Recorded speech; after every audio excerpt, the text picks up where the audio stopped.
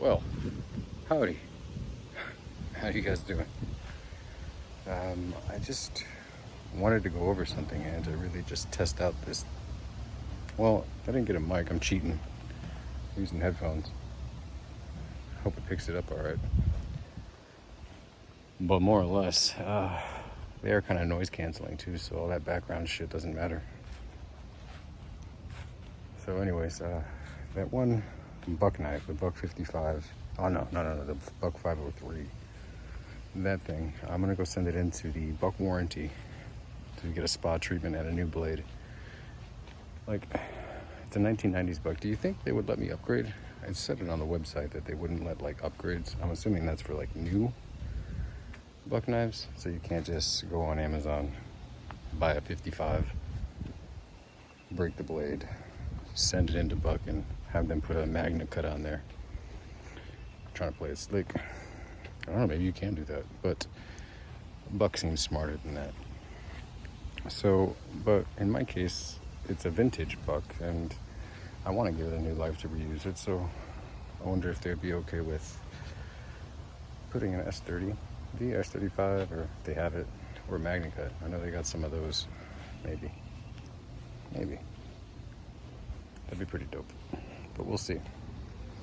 Regardless, what I wanted to talk about was, well, I just wanted to rant, but the microphone is a plus. We get to test this out. My kids swing. Oh, holy shit. One-handed swinging. Gotta calibrate that shit. Alright. So, knife stories. The story about that knife, the 503 Prince, is the man's retired. He had it 35 years ago. He used it. And as you can see from the videos I posted about it, the close-ups, the tip snapped. And the guy wasn't a savvy bladesmith. He didn't really know how to reprofile a blade. Don't blame him, but you can still see he sharpened it even after that tip snapped. A tip snapping on those blades sometimes is, like if I were to give my son a knife, I'd snap the tip on it just so he didn't hurt himself too bad. But that's a little different. That was an accident, the way it's all jagged and shit, because if I did that, I'd clean it up before I gave it to the kid. I wouldn't leave it all jagged.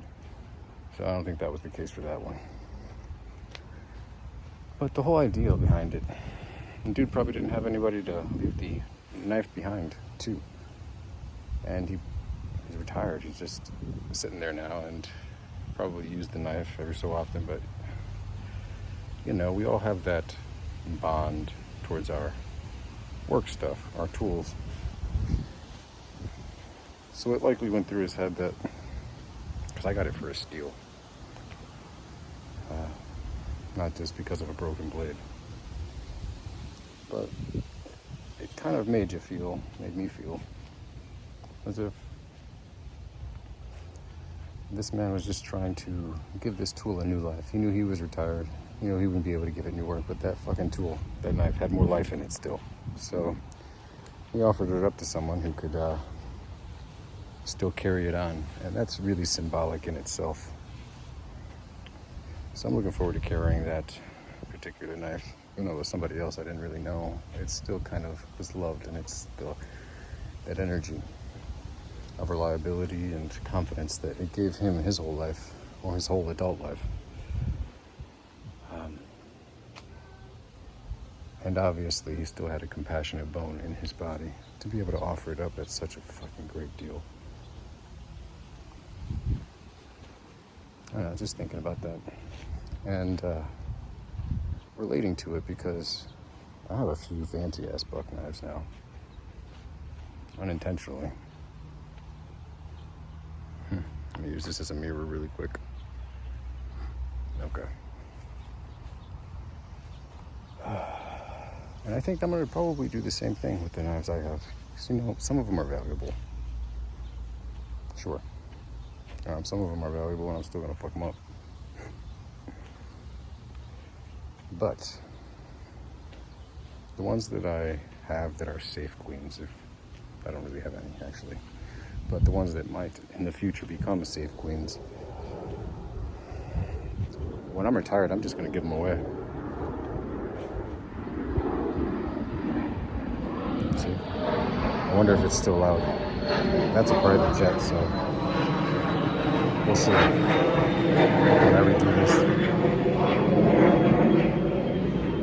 But I'm probably going to give them away. I was thinking about that. I'm going to give my kids, obviously. Each of them gets their choice of what fucking knife they want, but after that,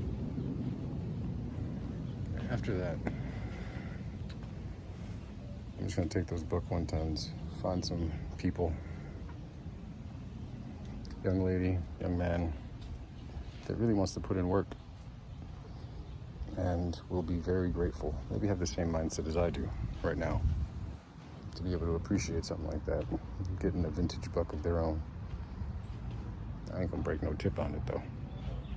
And if I did, I'd fix it or send it into buck because I know better now. However, I won't be charging out the ass. Like that python one, for example, let's say 20 years from now, ends up appraising for, let's say $1,200. Well, if I'm at the end of my life, working life, and I meet somebody worthy, they're about to get a $20 buck knife. Because all I ask really is, you know what, I'm giving you a buck knife, and there's that superstition, you can't just give away a knife. Some people feel that way, not everyone. Have you heard of it? You can't just give a knife to someone because it's bad luck.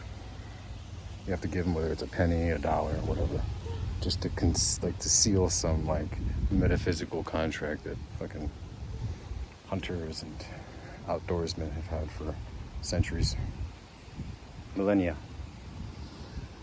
So yeah, $20, because I figure inflation, everything from the future, like all the bullshit we're gonna deal with. $20, you can buy me a cheeseburger at McDonald's. So that's all I want.